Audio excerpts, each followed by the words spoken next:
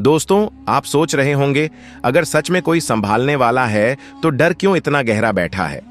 अगर ईश्वर है तो रातों की नींद क्यों टूटी हुई है?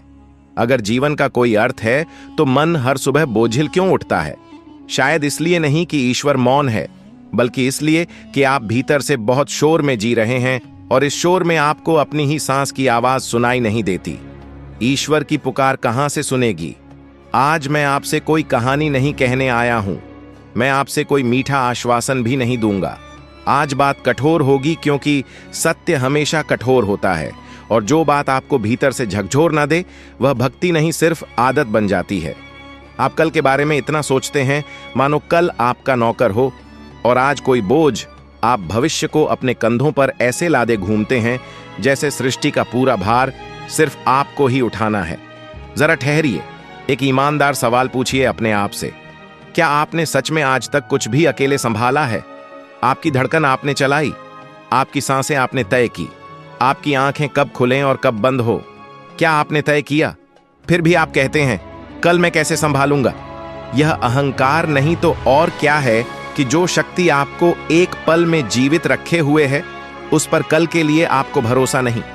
ईश्वर को आप मंदिरों में ढूंढते हैं, तस्वीरों में सजाते हैं, नामों में बांटते हैं, लेकिन भरोसे में नहीं रखते।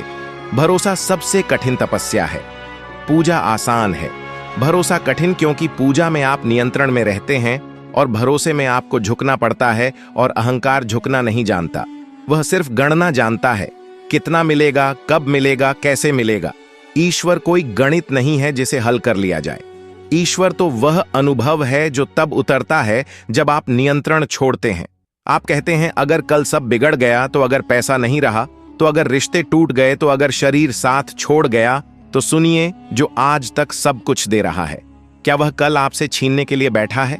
क्या जीवन कोई शत्रु है जो मौका ढूंढ रहा है आपको गिराने का? या फिर जीवन एक परीक्षा है जो देख रहा है कि आप कब भरोसा करना सीखते हैं? याद रखिए, डर ईश्वर का विरोध नहीं है, डर ईश्वर की अनुपस्थिति का भ्रम है। आज इंसान की सबसे बड़ी बीमारी गरीबी नहीं है, असफलता नहीं है, सबसे बड़ी बीमारी है भविष्य में जीना। आप अभी यहां हैं, लेकिन आपका मन कल में भटक रहा है। आप शरीर से जीवित हैं, लेकिन चेतना से अनुपस्थित। और फिर आप कहते हैं शांति नहीं मिलती। शांति भविष्य में नहीं मिलती, शांति अब भी में मिलती है, और अब भी में वही रहता है जो ईश्वर को सौंप देता है। थोड़ा कठोर लगेगा, लेकिन सच कहूं, आप ईश्वर पर भरोसा नहीं करते, आप ईश्वर को इस्तेमाल करना चाहते हैं। जब सब ठीक हो तो आप कहते हैं मैंने मेहनत की, और जब सब बिगड़ जाए तो कहते हैं ईश्वर ने साथ नहीं दिया। यह कैसी भक्ति है? यह तो सुविधा का सौदा है। सच्ची भक्ति में आप कहते हैं जो है वही प्रसाद है, जो मिलेगा वह भी प्रसाद होगा, और जो छिन जाएगा वह भी किसी गहरी योजना का हिस्सा होगा जिसे मेरी सीमित बुद्धि समझ नहीं सकती। आपको लगता है कि चिंता करने से आप जिम्मेदार बनते हैं? नहीं, चिंता करने से आप कमजोर बनते हैं। जिम्मेदारी और चिंता में फर्क समझिए। जिम्मेदारी कहती है आज जो मेरे हाथ में है मैं उसे पूरी ईमानदारी से करूंगा। चिंता कहती है जो मेरे हाथ में नहीं है मैं उसी में जलता रहूंगा। ईश्वर ने आपको कर्म का अधिकार दिया है, परिणाम का नहीं। फिर भी आप परिणाम को पकड़कर बैठे हैं और कर्म से भाग रहे हैं। यही उलझन है। अब यहां इस बिंदु पर मैं आपसे एक छोटा सा निवेदन करूंगा। अगर यह शब्द आपके भीतर कहीं हलचल पैदा कर रहे हैं तो अभी सिर्फ इतना कीजिए, वीडियो को लाइक कीजिए और कमेंट में लिखिए, मैं आज पर भरोसा करना सीख रहा हूं। बस इतना, कोई लंबा वादा नहीं, कोई भारी घोषणा नहीं, एक छोटा सा स्वीकार। और अब आगे बढ़ते हैं, क्योंकि अभी आपने सिर्फ दरवाजा खटखटाया है। भीतर जो सच बैठा है वह और भी गहरा है और शायद और भी असहज। लेकिन याद रखिए, जो आज तक संभाला है वही कल भी संभालेगा। आप बस बीच में खड़े होकर बाधा मत बनिए। यह मार्ग कठिन है, लेकिन यही भक्ति के मार्ग है, जहां तर्क झुकता है और भरोसा जन्म लेता है। आपने अक्सर सुना होगा सब ईश्वर पर छोड़ दो, लेकिन सच यह है कि आपने कभी सच में छोड़ा ही नहीं। आपने बस शब्द बदले हैं। पकड़ अब भी वैसी ही है। आप कहते हैं मैंने सब भगवान पर छोड़ दिया, लेकिन भीतर मन लगातार हिसाब लगा रहा होता है। कब मिलेगा, कितना मिलेगा, मेरे मुताबिक मिलेगा या नहीं। छोड़ना शब्दों से नहीं होता, छोड़ना भीतर की पकड़ ढीली होने से होता है, और यह ढीलापन कायरता नहीं है, यह परम साहस है। क्योंकि दुनिया में सबसे ज्यादा साहस उस व्यक्ति में होता है जो अनिश्चितता के बीच भी शांत खड़ा रह सके। आप जरा ईमानदारी से देखिए, आपकी चिंता ने आज तक क्या बदला है? एक भी समस्या आपने चिंता करके हल की है? उल्टा चिंता ने आपकी ऊर्जा चूस ली, आपकी दृष्टि धुंधली कर दी और आपके निर्णयों को कमजोर बना दिया। फिर भी आप चिंता को छोड़ने से डरते हैं, क्योंकि चिंता आपको झूठा एहसास देती है कि आप कुछ कर रहे हैं, जबकि सच यह है चिंता सबसे बड़ी निष्क्रियता है। वह कर्म नहीं, कर्म का भ्रम है। ईश्वर आपको कभी भी भविष्य की गारंटी नहीं देता, वह आपको वर्तमान की ताकत देता है, और जो व्यक्ति वर्तमान में पूरी तरह उपस्थित है उसके लिए भविष्य अपने आप आकार लेने लगता है। लेकिन आप वर्तमान से भागते हैं, क्योंकि वर्तमान में खड़ा होना मतलब अपने डर से आंख मिलाना। भविष्य में भागना आसान है, वहां सब कल्पना है, वर्तमान में सब सच है। आप यह मानकर चल रहे हैं कि अगर सब कुछ आपकी योजना के मुताबिक नहीं हुआ तो सब व्यर्थ हो जाएगा। यह धारणा ही सबसे बड़ा अज्ञान है। जीवन आपकी योजना से बड़ा है। ईश्वर आपकी अपेक्षाओं का कर्मचारी नहीं है। जब आप यह मान लेते हैं कि जो होगा वह मेरे भले के लिए होगा, भले ही अभी मेरी समझ से बाहर हो, उसी क्षण भीतर एक मौन उतरने लगता है। वह मौन ही भक्ति की शुरुआत है। ध्यान दीजिए, जब आप कहते हैं मैं टूट गया हूं, तब भी आप जीवित हैं। जब आप कहते हैं अब कुछ नहीं बचा, तब भी सांस चल रही है।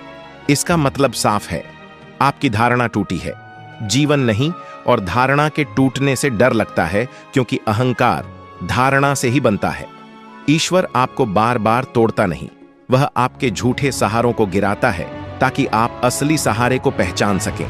आप बार बार पूछते हैं, ईश्वर मेरी परीक्षा क्यों ले रहा है?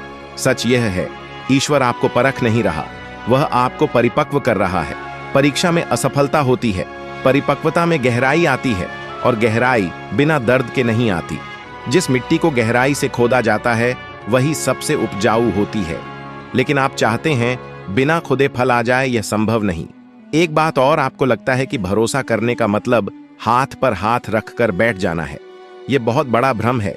भरोसा आलस्य नहीं है, भरोसा तो कर्म को और तीखा बना देता है, क्योंकि तब कर्म डर से नहीं समर्पण से होता है। आप पूरी ताकत से काम करते हैं, लेकिन परिणाम से चिपकते नहीं। यही संतुलन है, यही भक्ति का व्यावहारिक रूप है। आज दुनिया में लोग इसीलिए टूटे हुए हैं, क्योंकि वे नियंत्रण चाहते हैं, सहयोग नहीं। वे जीवन के साथ लड़ रहे हैं, जीवन के साथ बह नहीं रहे। नदी से लड़कर कोई तैरना नहीं सीखता, जो नदी को समझ लेता है वही पार पहुंचता है। ईश्वर नदी की तरह है, आप जितना विरोध करेंगे उतना थकेंगे, जितना समझेंगे उतना सहज बहेंगे। अब मैं आपसे एक सीधा सवाल पूछता हूं, अगर कल सब छिन भी गया तो क्या ईश्वर छिन जाएगा? अगर जवाब नहीं है तो डर किस बात का है? और अगर जवाब हां है तो फिर आपने ईश्वर को वस्तु बना लिया है। सत्य नहीं, ईश्वर कोई बीमा पॉलिसी नहीं है, वह चेतना है, और चेतना कभी समाप्त नहीं होती। इसलिए सुनिए, कल की फिक्र मत कीजिए। इसलिए नहीं कि कल आएगा ही नहीं, बल्कि इसलिए कि जब कल आएगा तो वही शक्ति आपके साथ होगी जो आज है। आपने आज तक हर कठिन दिन पार किया है, तब भी जब आपको लगा था कि अब नहीं हो पाएगा, फिर भी हो गया। यह संयोग नहीं है, यह संकेत है। संकेत उस अदृश्य व्यवस्था का जो शोर नहीं मचाती, बस संभालती है। अभी और बहुत कुछ बाकी है, इसलिए ध्यान से सुनिए। डर तब तक बना रहता है जब तक आप यह मानते रहते हैं कि जीवन आपके खिलाफ। जिस दिन यह समझ आ जाता है कि जीवन आपके साथ है, उसी दिन डर की जड़ सूखने लगती है। ईश्वर आपको कभी चोट नहीं पहुंचाता, वह सिर्फ आपको वह छीनता है जिससे आप चिपक गए हैं, और चिपकाव हमेशा पीड़ा देता है। आप दुख से नहीं टूटते, आप अपेक्षा से टूटते हैं। आप सोचते हैं अगर भरोसा कर लिया और सब गलत हो गया तो यह सवाल ही गलत दिशा से आता है। भरोसा कोई शर्त नहीं है कि सब सही ही होगा। भरोसा यह स्वीकार है कि जो भी होगा उससे मैं टूटूंगा नहीं। यही असली शक्ति है। जो व्यक्ति भरोसे में जीता है उसे जीवन झुका नहीं सकता, क्योंकि वह पहले ही झुक चुका है, और जो झुकना सीख गया उसे तोड़ना असंभव है। आपने कभी गौर किया है, जब सब कुछ आपके हिसाब से चलता है तब आप ईश्वर को याद भी नहीं करते, और जब जरा सा नियंत्रण हाथ से निकलता है तब आप कहते हैं, हे भगवान। इसका मतलब साफ है, आप ईश्वर को अंतिम उपाय मानते हैं, आधार नहीं। भक्ति अंतिम उपाय नहीं होती। भक्ति जीवन की नींव होती है। नींव दिखती नहीं, लेकिन वही सब संभालती है। आज इंसान का मन इतना भारी इसलिए है क्योंकि वह हर बोझ खुद उठाना चाहता है। वह कहता है, मैं सब संभाल लूंगा, लेकिन यह मैं ही तो सबसे बड़ा बोझ है। जिस दिन यह मैं थोड़ा हल्का होता है, उसी दिन जीवन हल्का हो जाता है। ईश्वर कोई बाहर बैठा हुआ सहारा नहीं है। वह आपके भीतर की वही शांति है जो तब प्रकट होती है जब आप हार मान लेते हैं, लेकिन जीवन से नहीं, अहंकार से। समझिए इस बात को। ईश्वर से लड़कर कोई मजबूत नहीं बनता। मजबूत वह बनता है जो ईश्वर के साथ खड़ा होता है, और ईश्वर के साथ खड़ा होने का अर्थ है जो है उसने पूरी ईमानदारी से स्वीकार करना। स्वीकार कमजोरी नहीं है, स्वीकार तो सबसे ऊंची चेतना है। जो स्वीकार कर लेता है वही बदल सकता है। जो विरोध करता है वह अब थकता है। आप बार बार पूछते हैं, आखिर कब सब ठीक होगा? यह सवाल भी मन की चाल है, क्योंकि ठीक की आपकी परिभाषा बहुत छोटी है। जीवन की दृष्टि से जो टूट रहा है वह भी ठीक हो रहा है, जो जा रहा है वह भी जगह बना रहा है, लेकिन आप सिर्फ वही देखना चाहते हैं जो आपकी सुविधा में हो। ईश्वर सुविधा नहीं देता, ईश्वर विस्तार देता है। अब एक बात बहुत साफ समझ लीजिए, भरोसा कोई भविष्य की व्यवस्था नहीं है, भरोसा वर्तमान की अवस्था है। जब आप इस क्षण में पूरे हैं, शांत हैं, ईमानदार हैं, तब भविष्य अपने आप सही दिशा पकड़ लेता है। लेकिन आप भविष्य को सुधारने के चक्कर में वर्तमान को जहर बना लेते हैं और फिर कहते हैं, जीवन कड़वा हो गया है। जीवन नहीं, आपकी पकड़ कड़वी हो गई है। जिस दिन आप यह कहने का साहस कर लेते हैं, जो है मैं उसके साथ हूं, उसी दिन ईश्वर आपके साथ खड़ा हो जाता है। क्योंकि ईश्वर विरोध में नहीं मिलता, वह सहयोग में मिलता है। वह वहां मिलता है जहां आप कहते हैं, अब मैं नहीं तू। और यह कहना शब्दों से नहीं होता, यह जीने से होता है।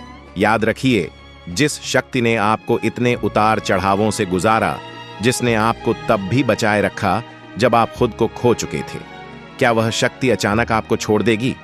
नहीं। समस्या ईश्वर की अनुपस्थिति नहीं है, समस्या आपकी अधीरता है। आप तुरंत परिणाम भरोसा गहराता जाएं। यह शांति टिके तो इस चैनल ध्यान की गहराई ज्ञान का सागर से जुड़े रहिए, क्योंकि यहां बातें दिल बहलाने के लिए नहीं होती, यहां बातें आपको बदलने के लिए होती हैं। वीडियो को अंत तक देखने के लिए आपका धन्यवाद। कल की फिक्र छोड़िए और आज को पूरी श्रद्धा से जिए। धन्यवाद।